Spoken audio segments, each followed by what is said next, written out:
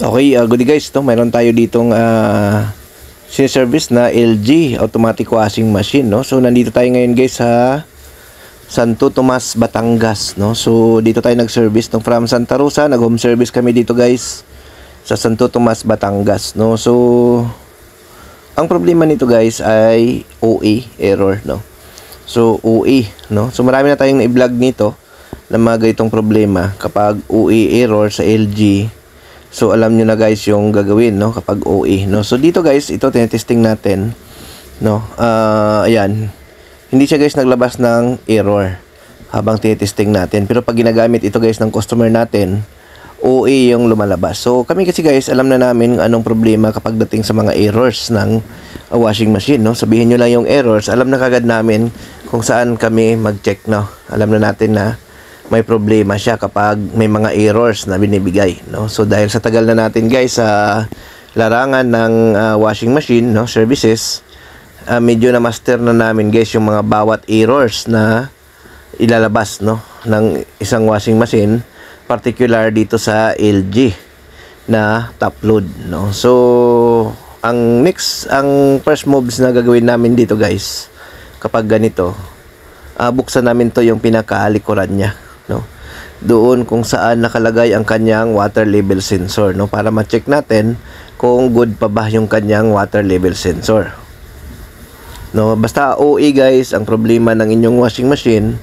halos water level sensor at saka drain issue lang ang inyong titingnan, no. So pag ipa-drain nyo guys na buo yung labas ng tubig, pag nag-drain tapos nagkakaroon siya ng OE error, ibig sabihin hindi na nagpa-function ng isang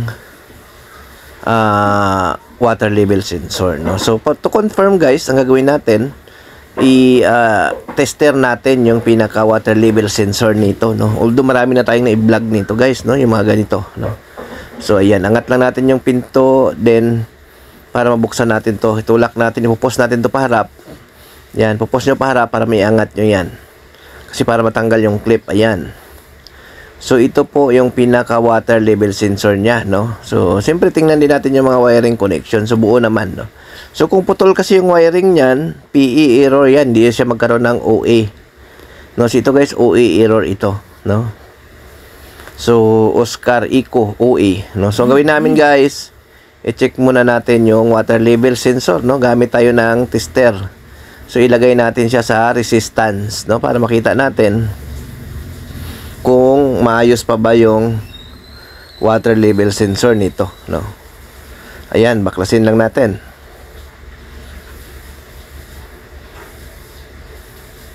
So testerin natin, tingnan natin dulo-dulo ng terminal, naka-resistance po yung sukat natin sa ating sensor.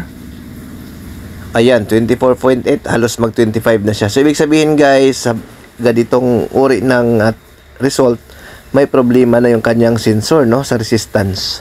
So ang gagawin namin, papalitan namin siya, no. Ito, pinalitan natin siya guys, no. So kung kailangan nyo guys ng parts, available yan sa amin, no. Kung gusto nyo ng parts ng LG, available sa amin, no. So meron din tayong mga original LG guys na pagdating sa mga board, no, automatic washing machine, no.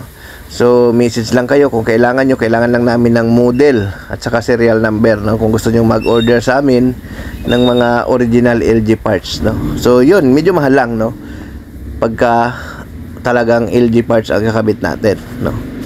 Ayan. So yun, no, pinalitan lang natin to guys, no, para ma-fix natin yung pilit natin. So ayan, testing natin siya guys. Ayan, okay siya, no, working na siya, no.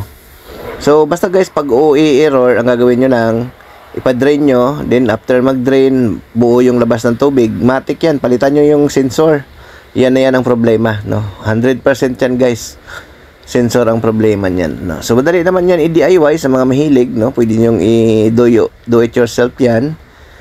Pwede rin naman ipa-service, no. So kung ipa-service nyo sa amin, tulad yan, kung from Santo Tomas, from Santa Rosa, medyo mataas, no, kasi may parts pa tayo, ito yung pinalitan, magbabayad kayo ng parts, then yung transpo, no, yung toll and gasoline, siyempre, charge din namin yon kasi nga, hindi naman pwede natin librehin yung toll and gasoline, siyempre, negosyo tayo, so kailangan, sagot ng customer, no? So may service fee pa. Kaya medyo mataas yung rate, no, kapag malayo, no. Pwede nyo rin naman dalhin sa amin yung inyong mga washing machine kung kaya nyong buhatin, dalhin, pwede naman po, no. Mayroon naman tayong physical shop kung gusto nyong ipa-repair sa amin.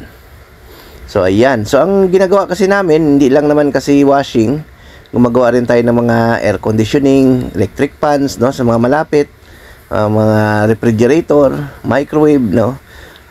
Yun po yung mga ginagawa natin, no. So yun, no.